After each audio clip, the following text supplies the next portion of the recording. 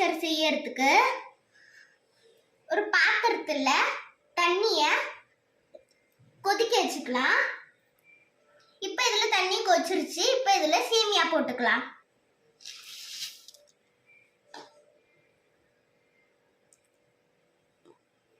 ½ teaspoon உப்பு,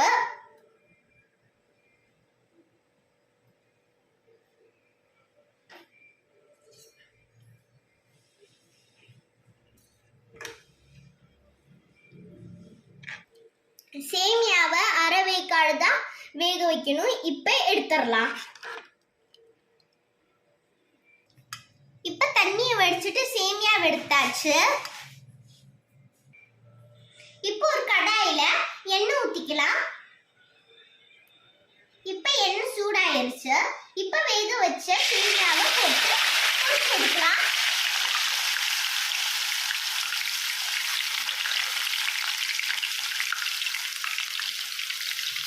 நம்மளோட சேமியா மிக்சர் ரெடி ஆயிருச்சு. இப்போ பொட்டுக்கல்லிய வறுத்து எடுத்துக்கலாம்.